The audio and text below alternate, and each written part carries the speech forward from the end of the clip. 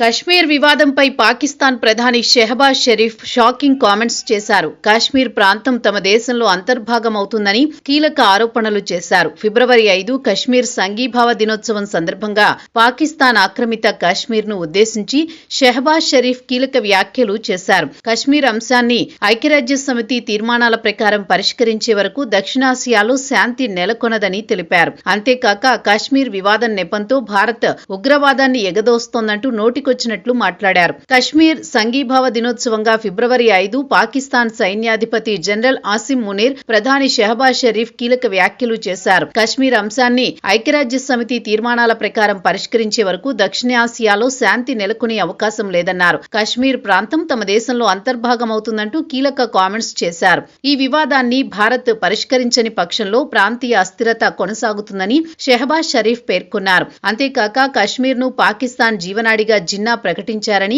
ఇది ఇప్పటికీ మా విదేశాంగ విధానానికి ఆధారంగా ఉందని షరీఫ్ పేర్కొన్నారు. ఈ నేపథ్యంలో భారత సైన్యం చేతిలో హతమైన హిజ్బుల్ కమాండర్ బుర్హాన్ వానీ, సయ్యద్ అలీ గిలానీల పేర్లను పాక్ ప్రధాని ప్రస్తావించారు. మరోవైపు పాకిస్తాన్ సైన్యాధిపతి జనరల్ ఆసిమ్ మునీర్ మాట్లాడుతూ కాశ్మీరీలకు తమ దేశ నైతిక, రాజకీయ, దౌత్యపరమైన మద్దతు ఎప్పుడూ ఉంటుందన్నారు. భారత సైన్యం చేస్తున్న అణచివేత కాశ్మీరీల సంకల్పాన్ని మరింత బలపరుస్తుంది అని పేర్కొన్నారు. కాశ్మీర్లో జరుగుతున్న మానవ హక్కుల ఉల్లంఘనలపై అంతర్జాతీయ సమాజం మౌనం వీడాలని, భారత్పై ఒత్తిడి తీసుకురావాలని అన్నారు.